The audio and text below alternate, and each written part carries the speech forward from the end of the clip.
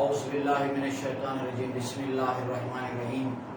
مومنین، یہ 15واں تفسیر قرآن جو ہر سنڈے کو لوگ المعصومین آفس پر منعقد ہوتا ہے، اور دوسری مرتبہ بھی مولانا مقصود حسین جعفری صاحب قبلہ امام جماعت مسجد معصومین نے بیان کیا تھا، اور اس بار بھی مولانا حجت الاسلام مقصود حسین جعفری صاحب قبلہ بعنوان وسیلہ بیان کریں گے قرآن سے۔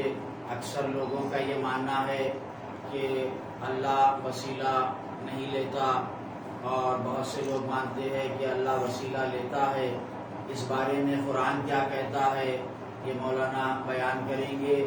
تمام مومنین سے گزارش ہے غور سے سنیں تاکہ قرآنی علم میں اضافہ ہو اور معلومات میں اضافہ ہو۔ حسبی اللہ نعم الوکیل نعم المولا نعم النصیر۔ رب اشرح لی صدری ویسر لی امری واحلل عقدۃ من لسانی یفقهوا قولی۔ اعوذ باللہ السمیع العلیم من الشیطان اللعین الرجیم۔ بسم اللہ الرحمن الرحیم۔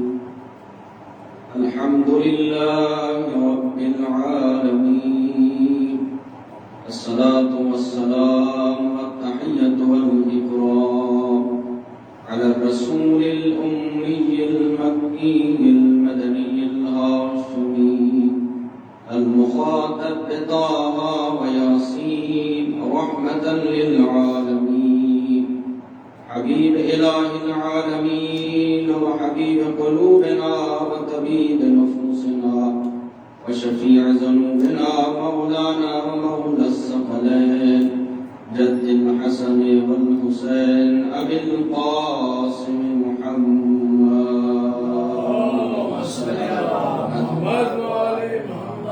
وعلى آل بيته الطيبين الطاهرين المعصومين المظلومين المنتجبين الأكرمين الذين أذهب الله عنهم الرجس وطهرهم تطهيرا۔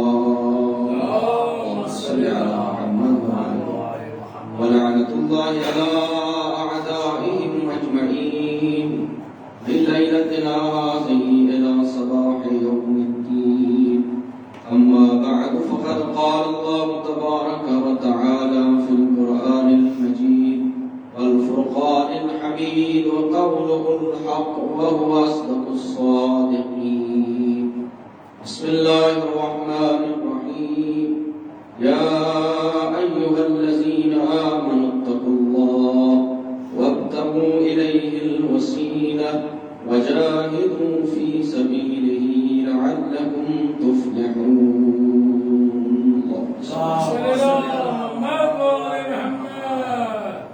سب سے پہلے میں گزارش کروں گا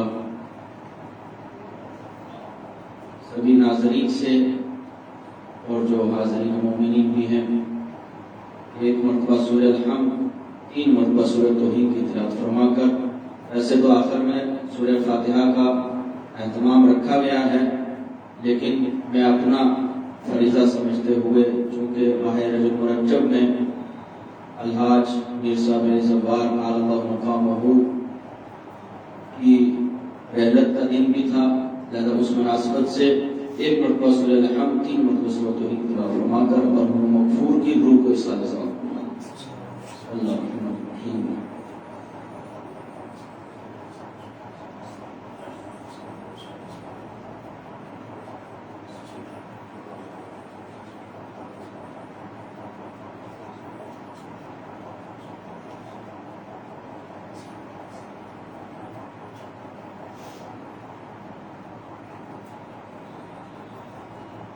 صلوات علی محمد و علی محمد، اللہم صل علی محمد و علی محمد۔ میں نے جس آیت کریمہ کو سرنامہ سفر قرار دیا ہے وہ سورہ مائدہ کی آیت نمبر 35 ہے۔ سورہ مائدہ قرآن مجید کا 5واں سورہ اور 6واں اور 7واں پارہ اور طویل سوروں میں اس سورے کا بھی شمار ہوتا ہے۔ بہت ہی بہترین سورہ سورۃ المائدہ کہ جس کا شان نزول ہی یہی ہے کہ جناب عیسیٰ روح اللہ کے حواریوں نے پروردگار سے درخواست کی تھی کہ جس کے عوض پروردگار نے مائدہ نازل کیا۔ مائدہ خود اس کے معنی ہی غذا، دسترخوان اور یہ تمام چیزوں کے ہیں۔ اس کی ابتدائی جو اہم گفتگو ہے اس سورے کی، اس میں زیادہ تر عہد و پیمان، وعدہ، وفا کرنا اور یہ تمام چیزوں کے اوپر گفتگو ہے۔ لیکن بعض قرآن مجید کی ایسی معروف و مشہور آیتیں ہیں اور جو دلالت کرتی ہیں ہمارے اور آپ کے امیر المؤمنین علی بن ابی طالب اور وہ مشہور آیت یا ایھا الذین یا ایھا الرسول بلغ ما انزل الیک وان لم تفعل فما بلغت رسالتہ واللہ یعصمک من الناس، یعنی وہ آیت کریمہ کہ جس میں پروردگار اپنے حبیب سے کہہ رہا ہے کہ اگر تم نے اس کام کو انجام نہ دیا تو گویا تم نے کسی بھی کام کو انجام نہیں دیا۔ فَإِن لَمْ تَفْعَلْ فَمَا بَلَّغْتَ رِسَالَتَهُ وَاللَّهُ يَعْصِمُكَ۔ یہ آیت کریمہ بھی اسی سورہ مائدہ میں ہے، اور جب غدیر خم نے اس کا اعلان رسول خدا صلی اللہ علیہ وآلہ وسلم نے کیا تو وہ آیت کہ جو ہمارے دین کے کامل ہونے کے اوپر دلالت کرتی ہے وہ آیت کریمہ بھی سورہ مائدہ کے ہی اندر ہے۔ الیوم اکملت لکم دینکم واتممت علیکم، جو ہمارے دین کے اتمام کے اوپر، دین کے اکمال کے اوپر اور تمام نعمتوں کے تمام ہونے پر جو آیت دلالت کرتی ہے وہ آیت کریمہ بھی سورہ مائدہ اپنے دامن میں لیے ہوئے۔ تو اس طرح سے دیکھا جائے تو سورہ مائدہ میں امامت کی بات ہو رہی ہے اور امامت کے مقام کی بات ہو رہی ہے، شریعت کی بات ہو رہی ہے، توحید کی بات ہو رہی ہے، نبوت کی بات ہو رہی ہے، معاد کی بات ہو رہی ہے۔ یہ ساری چیزوں کی بحث اور ساری چیزوں کی گفتگو سورہ مائدہ کے اندر مفصل طریقے سے بیان ہوئی ہے۔ اس میں یہ آیت کریمہ بھی بڑی اہمیت رکھتی ہے جس کو آیت وسیلہ بھی کہا جا سکتا ہے، جیسے ابھی ہمارے مولانا ذاکر معصومین مولانا حسین رضوی صاحب قبلہ نے بھی اشارہ کیا اس کی طرف کہ آج اس وقت جو دشمن امت مسلمان کے اوپر، ہمارے قرآن کے اوپر، قرآن کی آیات کے اوپر، ہمارے دیگر جو عبادات ہیں اس کے اوپر جو اٹیک کر رہے ہیں، جو گفتگو کر رہے ہیں، جو تنقید کر رہے ہیں، وہ بغیر کسی سبب کے ہیں، بغیر کسی ہدف کے ہیں۔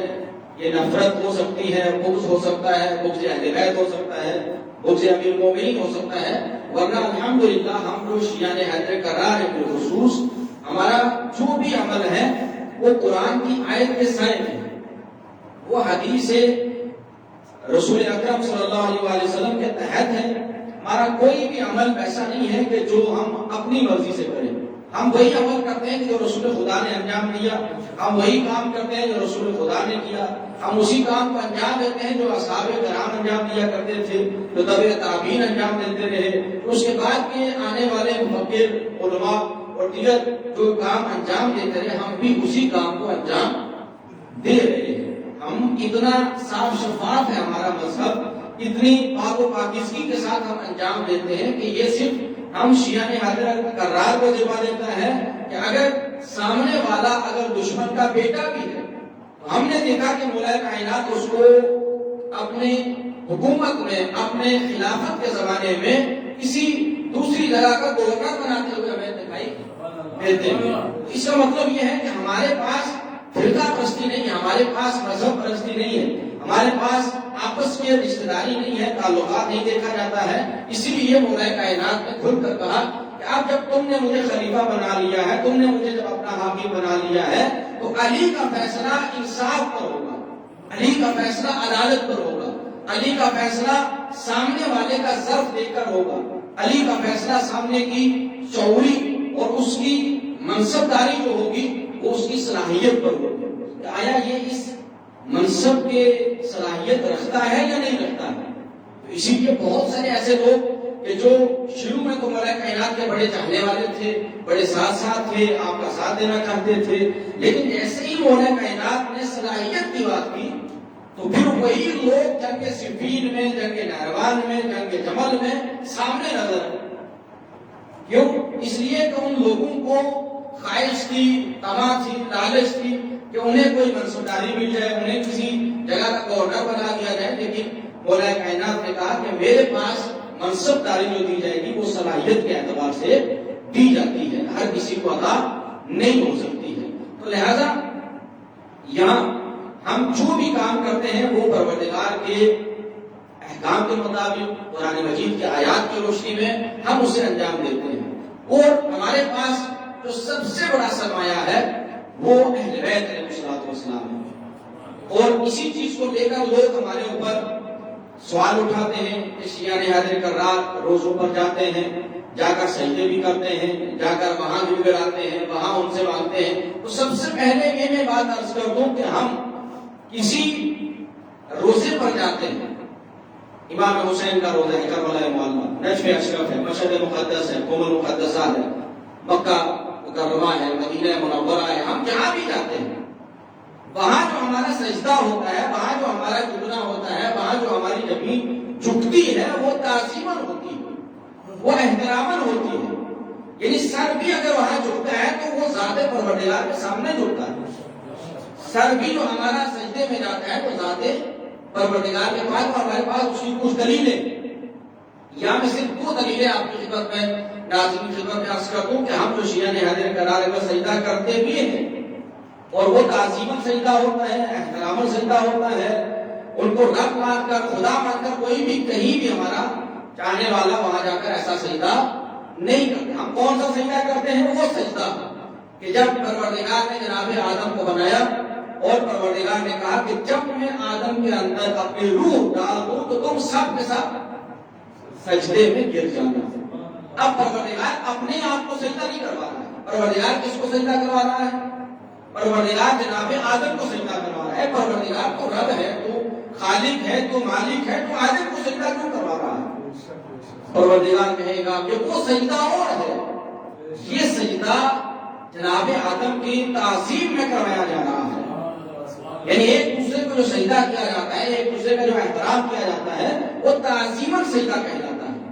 لہذا جب جناب آدم کو سجدہ کیا جا سکتا ہے، جب جناب آدم کو سجدہ ہوا وہ تعظیمی سجدہ کہلایا، احترامی سجدہ کہلایا، تو پھر وہ لوگ کہ جن کے صدقے میں جناب آدم کی توبہ قبول ہوتی ہے، جن کے صدقے میں جناب آدم کی دعا قبول ہوتی ہے، جن کے صدقے میں جناب آدم کو جناب حوا سے ملا دیا جاتا ہے، اگر ان کو تعظیمی سجدہ کریں تو کسی طرح کا کوئی بدعت اور کسی طرح کا کوئی اشکال نہیں ہونا چاہیے۔ ایک سلام علیہ محمد۔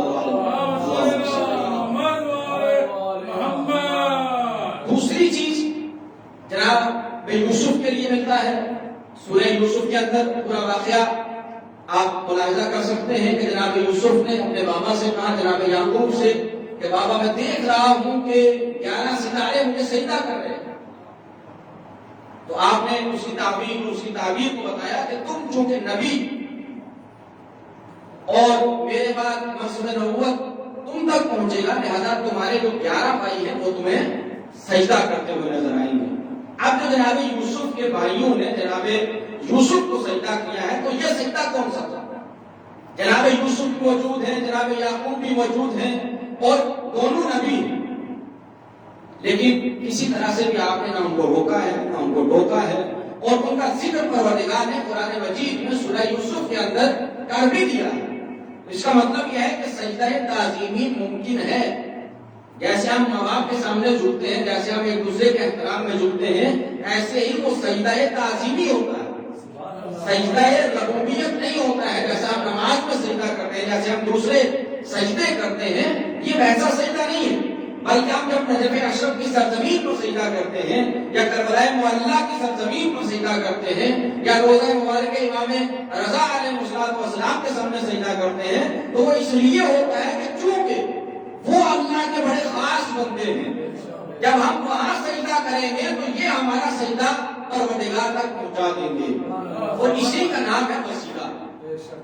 اگر کوئی وسیلے کا منکر ہے اور آج وہابی فرقہ خاص طور پر وسیلے کا بہت زیادہ منکر ہے کہ آپ روزوں پر مت جائیں, آپ مقبروں میں مت جائیں, آپ قبروں پر فاتحہ نہ پڑھیں, آپ یہ کام نہ کریں, آپ وہ کام نہ کریں, تو دراصل وہ اگر قرآن ہی کو پڑھ رہے ہیں تو اس کو ہی سمجھ کے پڑھ لیں تو ان کی سمجھ میں آ جائے.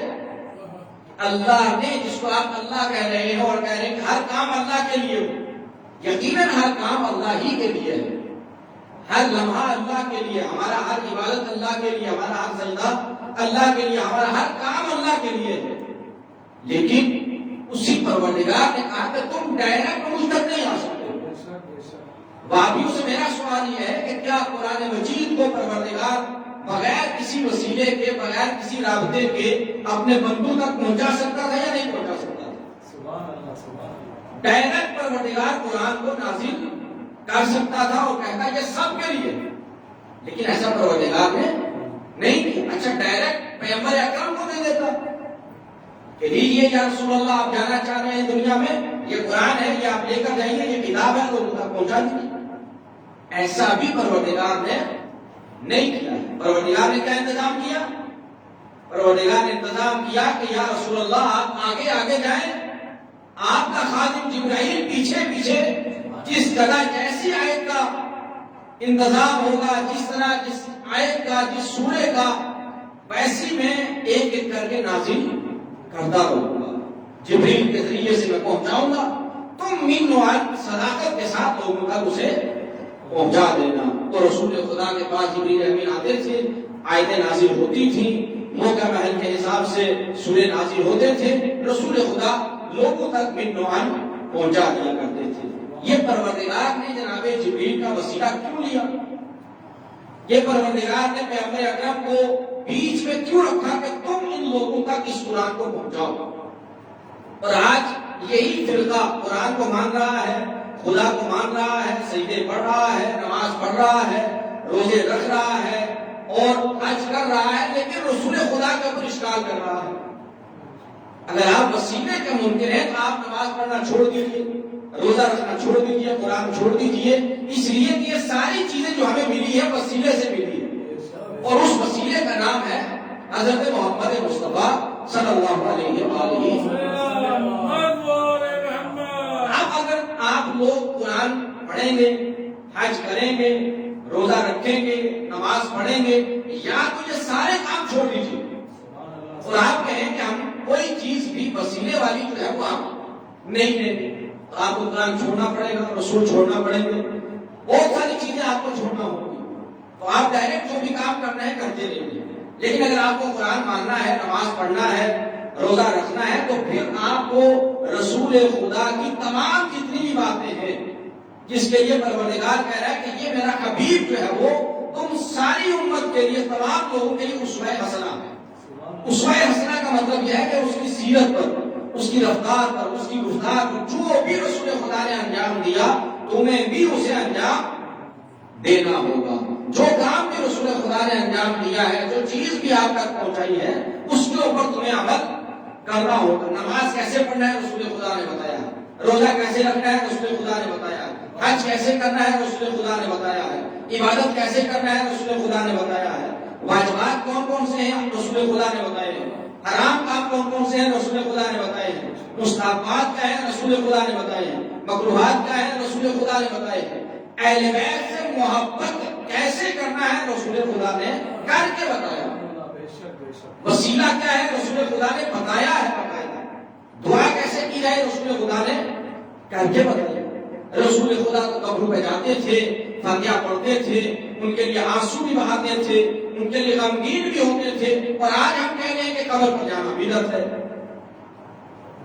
رسول خدا اپنے ہر لمحہ, اپنی ہر دعا, اپنے ہر عبادت میں اہل بیت علیہ الصلوۃ والسلام کو شامل کرتے تھے. آپ اٹھائیں اپنی کتابیں, صحیح بخاری میں چلے جائیں، صحیح مسلم میں چلے جائیں، اپنی ترمذی کو اٹھا کے چلے جائیں، آپ کو اپنی کتابوں میں مل جائے گا کہ رسول خدا جب عبادت کے لیے جاتے تھے، جب نماز کے لیے جاتے تھے، تو نماز سے پہلے در فاطمہ زہرا سلام اللہ علیہا پر آتے تھے، اور وہاں آ کر یہ آپ جملہ کہتے ہیں السلام علیکم یا اہل بیت النبوہ ومعدن الرسالہ. یہ سلام آپ کا بتاتا ہے کہ عبادت میں جانے سے پہلے فاطمہ کی رضایت ضروری ہے. رسول خدا بتا رہے ہیں، اور قرآن مجید کی آیت آواز ہے قل لا اسألکم علیہ اجرا الا المودۃ فی القربى، اور دوسری آیتیں قل ان کنتم تحبون اللہ یحببکم اللہ. یہ ساری جو چیزیں ہیں، یہ ساری جو آیات ہیں، یہی اے رسول خدا یہ لوگ اگر یہ چاہتے ہیں کہ اللہ سے محبت کریں تو تمہاری اتباع کریں. جو تمہاری اتباع کرے گا اللہ اس سے محبت کرے گا، جو تمہاری اطاعت کرے گا اللہ اس سے. اللہ خود کہہ رہا ہے کہ تم ڈائریکٹ مجھ تک نہیں پہنچ سکتے ہو، تم بغیر وسیلے کا ہم تک نہیں پہنچ سکتے ہو. وہ وسیلہ اہل بیت علیہ السلام ہے، وہ وسیلہ رسول خدا ہے، وہ وسیلہ قرآن کی روشنی میں اہل بیت ہے. جیسا یہ آیت کریمہ قل لا اسألکم علیہ اجرا الا المودۃ فی القربى. رسالت کی جو اجرت رسول خدا نے بیان کی ہے کہ میرے رسالت کی جو اجرت ہے وہ کچھ بھی نہیں الا المودۃ فی القربى. میرے جو قربا ہیں، میرے جو خاص لوگ ہیں، ان سے کیا کرو؟ مودت حاصل کرو، ان کے قرب حاصل کرو، ان کو وسیلہ بناؤ. اور یہاں صاف لفظوں میں، یعنی کوئی دوسرا لفظ بھی پروردگار نے اس میں نہیں رکھا ہے. سورہ مائدہ کی آیت نمبر 35 یا ایھا الذین آمنوا اتقوا اللہ وابتغوا الیہ الوسیلہ. لفظ وسیلہ پروردگار نے رکھ کے بتایا کہ آخری زمانے میں ایسی سربری قوم آئے گی کہ جو وسیلے کے اوپر اعتراض کرے گی، اور آج لوگ اعتراض کر رہے ہیں. پروردگار کہہ رہے کہ اے صاحبان ایمان، یا ایھا الذین آمنوا، اے صاحبان ایمان، اتقوا اللہ، اللہ سے ڈرو، اللہ کا خوف کرو، تقوی الہی اختیار کرو، زہد، پرہیزگاری. یہ تمام چیزوں کے لیے پروردگار کہہ رہے خود یہ ایک بحث ہے کہ تقوی کسے کہتے ہیں. تقوی پرہیزگاری، زہد اور عبادتیں انجام دینا. چھٹے امام نے کہا واجبات انجام دینا، حرام کاموں سے بچنے کا نام تقوی ہے. پھر آپ نے کہا کہ جن جگہوں پر پروردگار نے رہنے کا حکم دیا ہے وہاں تم غیر حاضر نہ رہنا، اور جہاں سے تمہیں منع کیا ہے وہاں تم موجود نہ رہنا. یہ ساری چیزیں تقوی کی. تو بہرحال ہر لمحہ انسان تقوی الہی اختیار کرے. اور اس کے بعد کہا کہ وابتغوا الیہ الوسیلہ، جب تم مجھ تک آنا چاہو، جب تم مجھ سے رابطہ کرنا چاہو، مجھ سے بات کرنا چاہو، تو کیا کرو؟ وابتغوا الیہ الوسیلہ. تو تم مجھ تک پہنچ نہیں سکتے مگر یہ کہ وسیلے کے ذریعے سے تم ایک وسیلہ تلاش کرو، تم ایک سہارا تلاش کرو. یہ ہماری عقلی دلیل بھی ہے کہ انسان اس زندگی میں بھی جو بسر کر رہا ہے، جو جی رہا ہے، اس میں اٹھتے بیٹھتے ہمیں وسیلے کی ضرورت ہے. ہم بیٹھے ہوئے پانی کی طلب آ گئی، ہم نے آواز دی کہ پانی چاہیے، ایک شخص گیا، وہ جا کر پانی لے کر آیا. تو یہ وسیلہ ہوا یا نہیں ہوا؟ آپ خود پانی نہیں پی سکتے، آپ خود علم حاصل نہیں کر، استاد سہارا ہے، وسیلہ ہے علم حاصل کرنے کے لیے. ماں باپ وسیلہ ہے سب سے بڑے ہمارے اس دنیا میں آنے کے لیے. بغیر ماں باپ، اگر ماں باپ نہ ہوتے تو ہم وجود میں نہیں آتے تھے. ماں باپ کا وجود سبب ہے کہ ہم وجود میں آئے ہیں. یہ وسیلہ ہے ہماری دنیا میں آنے کے لیے. استاد وسیلہ ہے ہماری کامیابی کے لیے. ہم علم حاصل کرتے ہیں، اس کے بعد پڑھتے ہیں، ترقی حاصل کرتے ہیں، جاب کرتے ہیں، نوکریاں کرتے ہیں، پیسے کماتے ہیں. یہ تمام وسیلے ہیں. خود یہ مائک جو آواز دوسروں تک پہنچا رہا ہے وسیلہ ہے، رابطہ ہے. خود جو چینل ہے ہمارے، یہ وسیلہ ہے لوگوں تک بہترین کام پہنچانے کے لیے. تو انسان اس وسیلے سے نکل ہی نہیں سکتا ہے. انسان کی جتنی زندگی ہے یہ ساری کی ساری وسیلوں کے اوپر منحصر ہے. کبھی بہن بھائیوں کا وسیلہ ہے، کبھی ماں باپ کا وسیلہ ہے، کبھی دوستوں کا وسیلہ ہے، کبھی رشتے داروں کا وسیلہ ہے، کبھی پڑوسیوں کا وسیلہ ہے، کبھی یہ مصنوعی چیزیں کہ جو دنیا کی پیداوار ہے، ان کے وسیلے سے انسان بات کرتا ہے، کبھی ان کے ذریعے سے گفتگو کرتا ہے، موبائل کے ذریعے سے گفتگو کرتا ہے، تو یہ بڑا وسیلہ ہے۔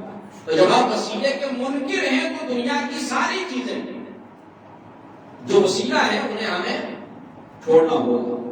جب ہم چھوڑ نہیں سکتے ہیں تو دراصل باقی سب ہم وسیلہ قبول ہے، لیکن جہاں بات جہاں معصومین علیہ الصلوۃ والسلام کی آتی ہے وہاں ہماری پیشانی پر بات آ جاتے ہیں، وہاں وسیلے کے انکار کرنے لگتے ہیں۔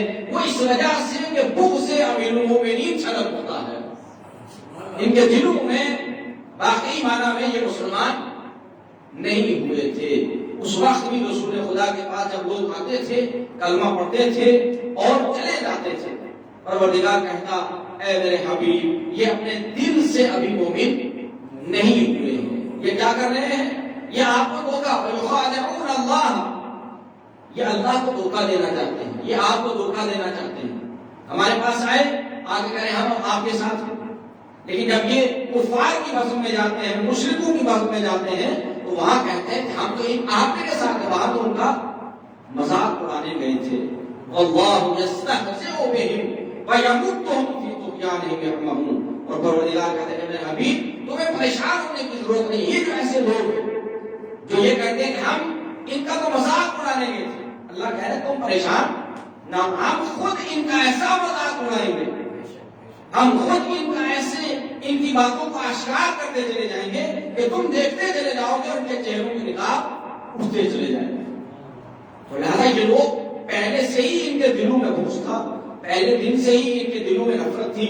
یہ اسلام میں جو داخل ہوئے کبھی لالچ کے طور پر، کبھی مال غنیمت کے عوض میں، کبھی خوف، کبھی وہ ذوالفقار جو مولا کائنات کے ہاتھ اس کے ڈر کی وجہ سے، ایسے بہت ساری وجوہات تھیں کہ جس کی وجہ سے یہ لوگ اسلام کے دائرے میں آئے۔ اگر اسلام کے دائرے میں ملوان آتے، دین کو تسلیم کر کے آتے، اپنے ایمان سے آتے، اپنے دل سے تسلیم کر آتے، تو پھر جناب سلمان فارسی کے ساتھ ہوتے، پھر جناب ابوذر غفاری کے ساتھ رہتے، پھر جناب مقداد کے ساتھ رہتے۔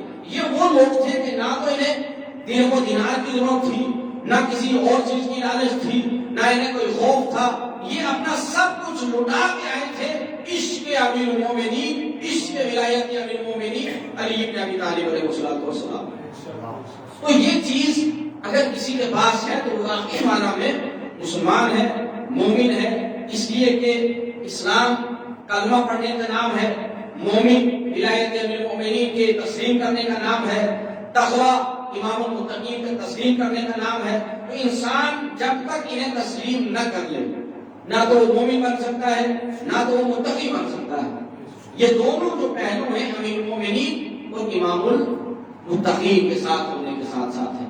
تو لہذا وسیلہ انسان کے لیے ہر لمحہ ضروری ہے، اور پروردگار خود کہہ رہا ہے کہ تمام جتنی بھی عبادتیں ہیں، ان تمام عبادتوں کی روح کا نام ہے نماز۔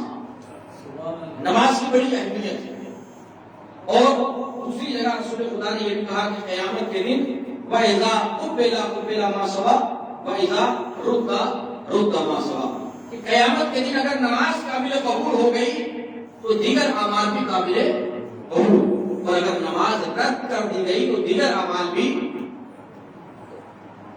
پوری عبادتوں کی روح کا نام ہے نماز، لیکن رسول خدا نے کہا اس نماز کی روح کا نام ہے محمد اور آل محمد پر درود بھیجنا۔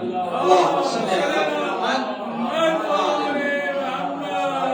آپ جو لوگ وسیلے کے منکر ہیں، اگر نماز بغیر روح کے پڑھتے رہیں گے تو نماز قابل قبول نہیں ہے۔ جب تک محمد اور آل محمد پر درود نہ پڑھ لیا جائے نماز قابل قبول نہیں ہے، نماز کو معراج نہیں ہے، نماز کو قبولیت کا شرط حاصل نہیں ہو سکتا ہے۔ یہ رسول خدا نے پیمانہ بنایا ہے، یہ نسخہ بتایا ہے کہ اگر تمہیں اپنی نمازوں کو قبول کروانا ہے تو محمد اور آل محمد پر درود کثرت کے ساتھ بھیجا کرو۔ لہذا جو بھی چیز ہے، جو بھی عمل ہم انجام کرتے ہیں، اس میں محبت اہل بیت شرط ہے، اس لیے کہ جتنی رسالت کی جو کام ہے، شریعت کے کام ہے، احکام ہے، واجبات ہیں، محرمات محرمات ہیں، مستحبات ہیں، مکروہات ہیں، یہ سب کس نے پہنچائے؟ رسول خدا نے پہنچائے۔ جب رسول خدا نے پہنچائے تو پروردگار نے ایک پہرا لگایا، قُل لَا أَسْأَلُكُمْ عَلَيْهِ أَجْرًا إِلَّا الْمَوَدَّةَ فِي الْقُرْبَىٰ، میرے قرابت داروں سے مودت کرنا ہے۔ قرابت داروں سے محبت کا مطلب یہ ہے کہ آپ جب ہمارے دل میں ان سے محبت ہے تو نماز پڑھو اور محبت کا اظہار بھی کرو اور ان کے دشمنوں سے بیزاری بھی کرو۔ ایسا نہیں ہے کہ آپ صرف، اس وقت بہت سارے اور فرقے بھی ہیں، ایسے لوگ بھی ہیں کہ جو ایک ہی زبان سے رسول خدا کی تعریف بھی کرتے ہیں، رسول خدا کے دشمنوں کی تعریف بھی کرتے ہیں، مولا کائنات کی بھی تعریف کرتے ہیں، مولا کائنات کا حق چھینے والوں کی بھی تعریف کرتے ہیں، جناب فاطمہ زہرا کے فضائل بھی پڑھتے ہیں اور بیوی کے قاتلوں کی بھی تعریف کرتے ہیں۔ ایسے لوگوں کا نام ہے منافق، اس لیے کہ ایک ہی برتن میں طہارت، پاک و پاکیزہ چیزیں اور نجاست کی چیزیں بھی آ جائیں، یہ ممکن نہیں۔ جیسے یا دن ہے یا رات، یا یہ نور ہے یا اندھیرا ہے، ایک ہی چیز ہوگی، یا علی کو تسلیم کر لو یا علی کے دشمنوں کو مانتے رہو، دونوں ایک ساتھ جمع نہیں ہو سکتے، قاتل بھی مقتول بھی، یہ ممکن نہیں۔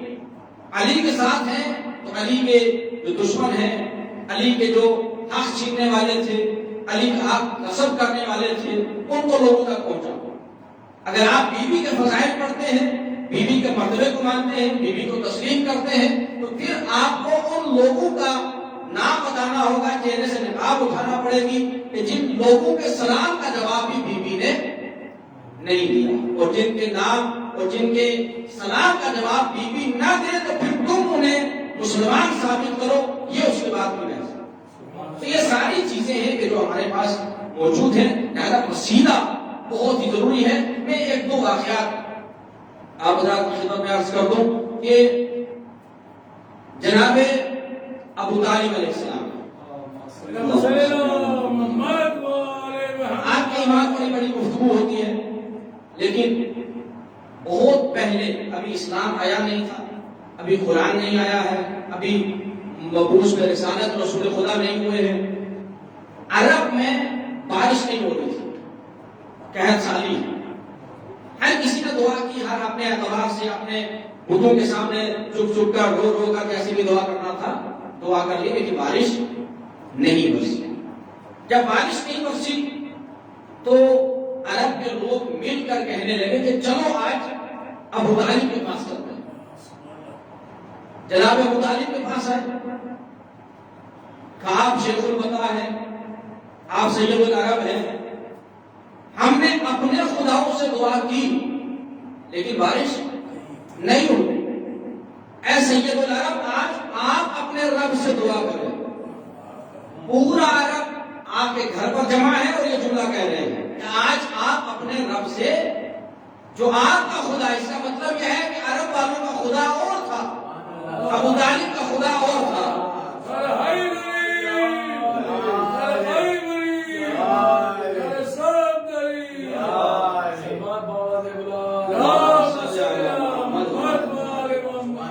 لوگ آج ان کے ایمان کو پرکھ رہے ہیں،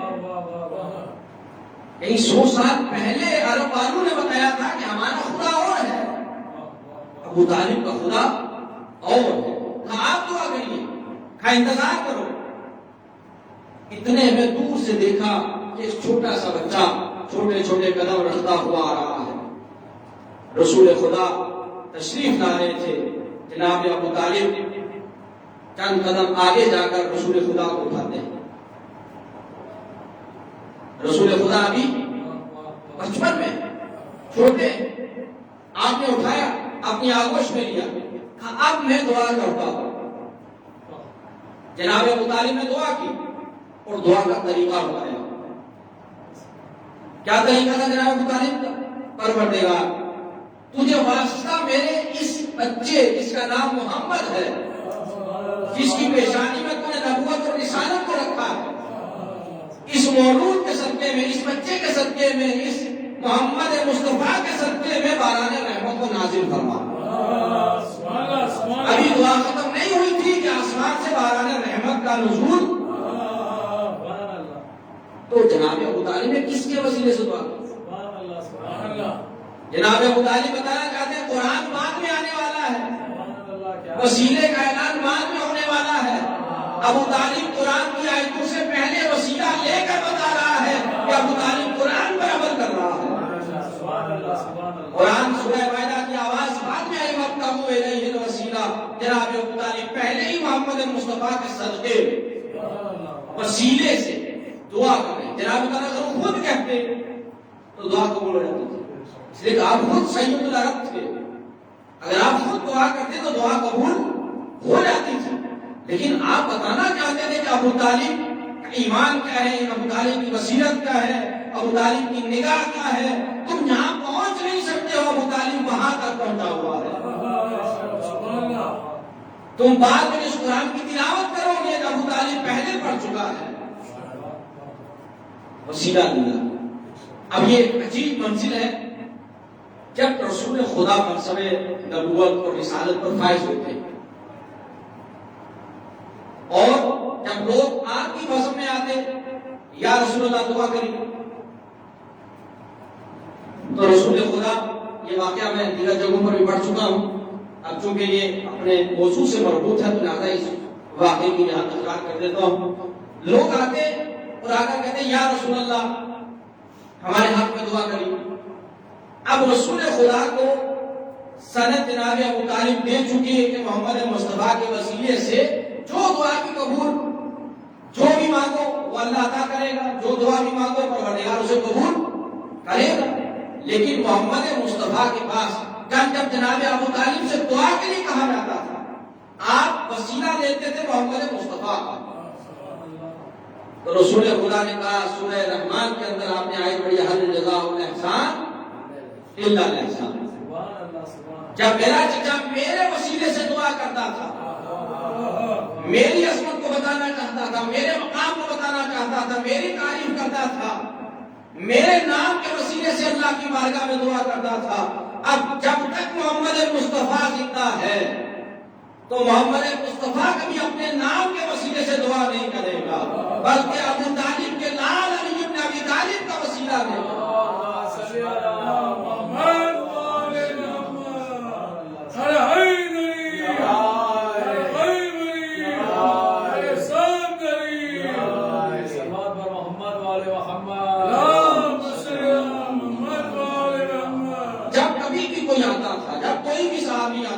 کوئی بھی آپ کا چاہنے والا آتا تھا، جب کوئی بھی مکی یا مدنی شخص آتا تھا تو رسول خدا ہاتھوں کو بلند کرتے تھے، پروردگارا تجھے واسطہ میرے علی بن ابی طالب کا، تجھے واسطہ میرے بھائی کا، میرے وزیر کا، میرے وزیر کا، اس کی مشکل کو آسان کرنا۔ حد یہ کہ جب آپ کے اوپر بھی کوئی مشکل کا وقت پڑتا تھا تو آواز دیتے تھے پروردگارا تجھے واسطہ میرے بھائی علی بن ابی طالب کا، میری دعا کو قبول فرما۔ اور اس کے لیے تو اب وقت نہیں ہے اس کی تصدیق کی جائے کہ جنگ خیبر میں آپ نے پوری نعت علی پڑھ دی، نعت علی مظہر اللہ جائب قریب دعون اللہ حفظ نوائب کل ہم و غم سید نبی بعظمتک یا اللہ بنبوتک یا محمد بولایتک یا علی یا علی۔ اور اس کے بعد دوسری فکر ہے آپ کے یا قاہر لدوک یا والی الولی یا مظہر العجائب یا مرتضی علی، یہ سارے قصیدے، یہ سارے جملے بتا رہے ہیں کہ رسول خدا نے اپنی تمام زندگی میں جب کبھی بھی دعا مانگی ہے تو علی بن ابی طالب کے وسیلے سے دعا مانگی ہے، اور لوگوں کو پیغام دیا ہے کہ دیکھو بغیر وسیلے کے تم اللہ تک نہیں پہنچ سکتے ہو، اور اس وسیلے کا نام علی بن ابی طالب علیہ السلام۔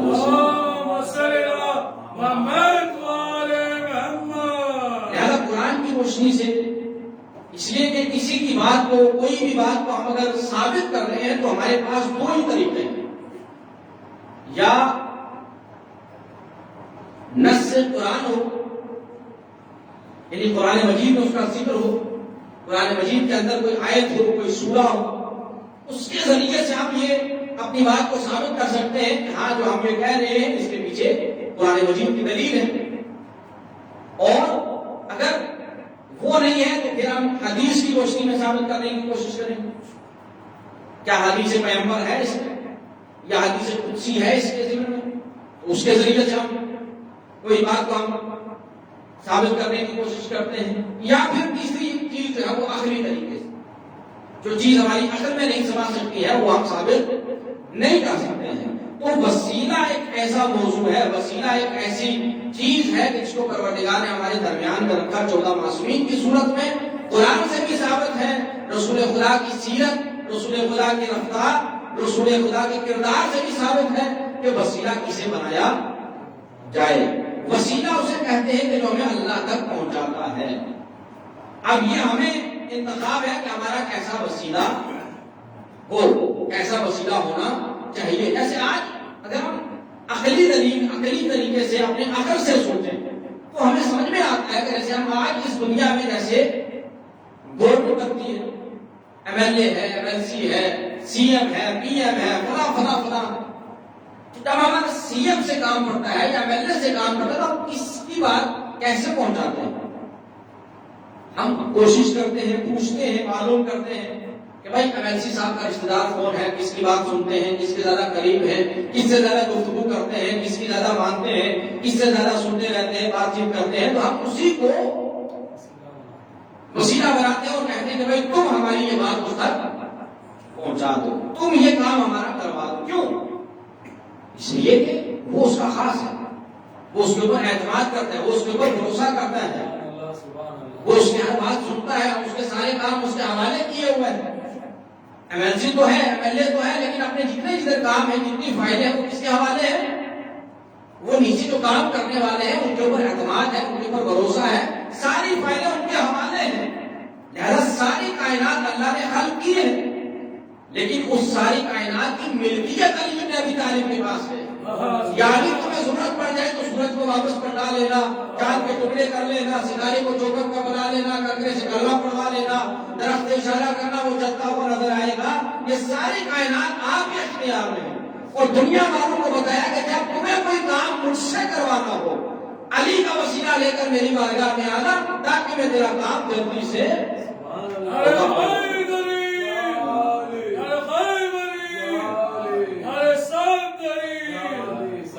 محمد والے محمد. اب انشاءاللہ آج 22 رجب گزر رہی ہے اور 27 رجب کو ہمارے پوری امت مسلمہ شب معراج بڑی دھوم سے مناتی ہے. تو شب معراج کو سمجھ لاؤ تو وسیلہ سمجھ میں آ جائے گا. یہ آخری نقطہ کہ شب معراج اگر سمجھ میں آ جائے تو وسیلہ سمجھ میں آ جائے گا. کیسے؟ رسول خدا معراج کر کے جا رہے ہیں، رسول خدا آسمانوں کی سیر کر رہے ہیں، قرآن آواز دے رہے ہیں سبحان الذی اسریٰ بعبدہ لیلا من المسجد الحرام الی المسجد الاقصی الذی بارکنا حولہ لنریہ من آیاتنا. یہ ساری آیات ہیں مقدمے پارے کے شروع میں ہی سورہ اسراء میں پورے طریقے سے تفصیلات ہیں. تو رسول خدا کی اتنی سیر کر کے آسمان کی بلندیاں پار کر کے جہاں جبرائیل رک جاتا ہے رسول خدا اس کے بعد چلا جاتا ہے اور پار کر کے ادنو منی کی منزل میں آتا ہے تو آواز آتی ہے ادنو منی میرے حبیب اور قریب آ جا اور قریب آ جا. لیکن رسول خدا جو قریب آتے ہیں تو رسول خدا کے سینے پر ایک ہاتھ آتا ہے. رسول خدا نے محسوس کیا یہ کوئی جانا پہچانا ہاتھ ہے، یہ کوئی عام ہاتھ نہیں تھا بلکہ علی بن ابی طالب کا.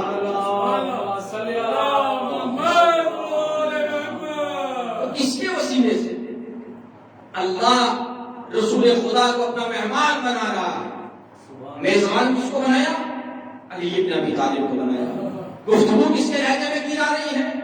مولا کائنات کے لہجے میں کی جا رہی ہے کہ یا رسول اللہ آپ میرے مہمان ہیں، آپ میرے حبیب ہیں، لیکن چونکہ میں نے علی کو انتخاب کیا ہے کہ میرا نفس اللہ ہے، یہ میری لسان اللہ ہے، یہ میرا وجہ اللہ ہے.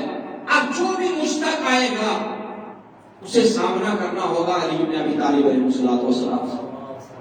جو بھی گفتگو کرنی ہے، جو بھی پیغام دینا ہے وہ تم علی کو پیغام دو، علی مجھ تک پیغام نہیں. اور یہ ایسا نہیں 14 معصومین پورے کے پورے صفت جس کی ہے وہ سب 14 معصومین علیہ السلام کے اندر ہے. اسی لیے رسول خدا نے کہا میرا پہلا بھی محمد ہے، میرا دوسرا بھی محمد ہے، میرا اوسط بھی محمد ہے، میرا آخر بھی محمد ہے، میرے سب کے سب محمد ہیں. جب سب کے سب محمد ہے تو اس کا مطلب یہ ہے ان کا پہلا بھی علی ہے، ان کا دوسرا بھی علی ہے، ان کا اوسط بھی علی ہے، کہ سب کے کے سب صفات کے اعتبار سے علی بھی ہے، یہ سب کے سب صفات کے اعتبار سے حسنی بھی ہے، حسینی بھی ہے۔ یہ الگ بات ہے کہ لوگوں کو جب ایک علی سمجھ میں نہیں آیا، ایک علی کے اتنے دشمن بن جائے تو رسول خدا کیسے سب کو علی کہہ دیتا ہے۔ لہذا یہ وسیلہ ہے، دنیا بھی ان کے صدقے میں ملنے والی ہے، آخرت بھی ان کے صدقے میں ملنے والی ہے۔ ایسے کو وسیلہ بناؤ کہ جو ہمیں کہے کہ جب تک تم مجھے دیکھ نہ لو اس دنیا سے جا نہیں سکتے ہو۔ ایسے کو وسیلہ بناؤ کہ جو ہم سے یہ وعدہ کرتا ہوا نظر آئے کہ اگر تم میری محبت کا دم کرتے ہو تو اس سے پہلے کہ تمہیں قبر میں اتارا جائے ہم تمہاری قبر میں آ جائیں۔ کوئی ایسا وسیلہ ہو کہ جو ہم سے کہے ہم برزخ میں تمہارے کام آئیں گے، کوئی ایسا وسیلہ ہو کہ جو ہم سے کہے ہم قیامت کے دن تمہاری شفاعت کریں گے، کوئی ایسا ہو کہ جو ہم سے یہ کہتا ہوا نظر آئے کہ پولیس رات پر گھبرانے کی ضرورت نہیں ہے، ہم تمہاری مدد کے لیے آئیں گے، کوئی ایسا ہو کہ جو ہم سے یہ کہے کہ تمہیں کسی سے خوف کھانے کی ضرورت نہیں ہے، ہم خود اپنی محبت کا پروانہ تمہارے ہاتھ میں لکھ کر دیں گے، جس جگہ چلے جاؤ جنت میں سیر کرتے رہنا۔ تو وہ کوئی اور چاہتے نہیں ہے سوائے اہل بیت علیہ الصلوۃ والسلام کے۔ لہذا اٹھتے بیٹھتے ان کا وسیلہ، اٹھتے بیٹھتے یا علی یا حسین، اٹھتے بیٹھتے ان کے ذکر کیا کریں تاکہ ہم دنیا میں بھی زندہ رہیں، جانے کے بعد بھی زندہ رہیں۔ آخر میں صرف ایک جملہ عرض کر کے اپنی بات کو تمام کر دوں کہ میں دیگر لوگوں کا نام تو نہیں لے سکتا، بہت سارے لوگ ہیں، لیکن چونکہ یہاں مربوط ہے ہماری بات اور میں ہمیشہ انہی کا ذکر کرتا ہوں، الحاج میر صاحب علی ظفار قال اللہ مقامہ، پروردگار ان کے درجات بلند فرمائے اور ان کو جوار المؤمنین میں جگہ عنایت فرمائے۔ انہوں نے اپنی جو زندگی بسر کی ہے وہ صرف یا تو نعرہ حیدری لگاتے تھے یا ماتم حسین کے لیے اپنی آواز کو بلند کرتے تھے۔ آج بھی وہ آواز گلی گلی میں اور بستی بستی میں، ہر ایک موبائل میں، ہر ایک کے پاس گونج رہی ہے اور آواز آ رہی ہے کہ جو علی والا ہے، جو حسین والا ہے، اسے کبھی موت مار نہیں سکتی ہے۔ اس کا کردار زندہ ہے، اس کی گفتگو زندہ ہے، اس کا کردار زندہ ہے، اس کی تمام باتیں زندہ ہیں، اس کے تمام لوگ آج انہیں یاد کر کے بتا رہے ہیں علی والوں کو کبھی موت نہیں آتی ہے۔ لہذا ایسی زندگی بسر کرے کہ جس پر زمانہ افسوس کرے، زمانہ آنسو بہائے، زمانہ آپ کو یاد کرے، زمانہ آپ کی کمی کو محسوس کرے۔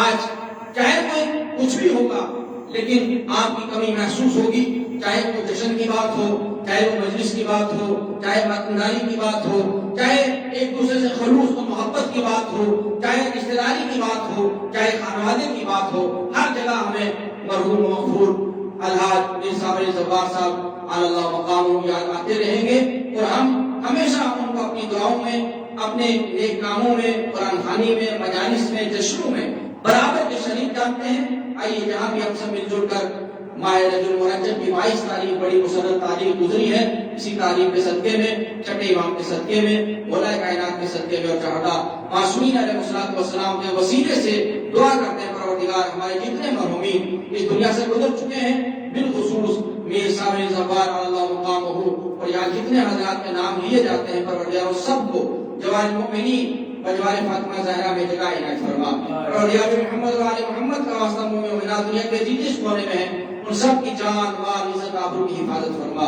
پروردگار محمد و آل محمد کا واسطہ جتنے بھی مومن و مومنات کے اولاد ہیں ان سب کو اولاد نرینہ کا فرما۔ بالخصوص جنہاں دعا کے لیے کہتے رہتے ہیں اور ہمارے مورد نظر پروردگار سب کو اولاد نرینہ سے سرفراز فرما۔ پروردگار جو صاحب اولاد ان کے بچوں کو فرمانبردار دیندار اور جناب علی اکبر کی سیرت پر چلنا نصیب فرما۔ ہمارے تمام بچوں کی حفاظت فرما، ہمارے تمام بچوں کے مستقبل کو روشن و منور فرما۔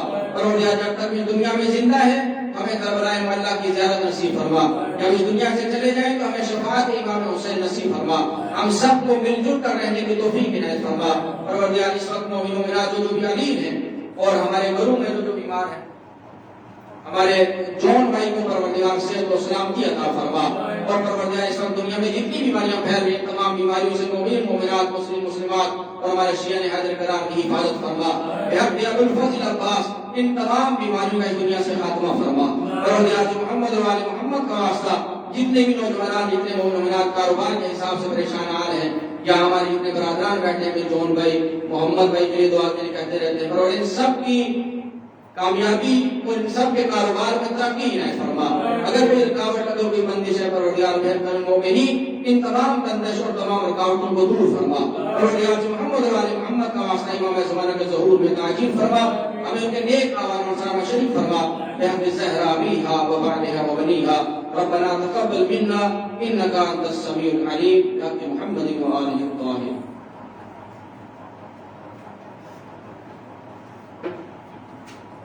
مولانا بہت ہی خوبصورت انداز میں وسیلہ اور مودت اہل بیت بیان کی ہے۔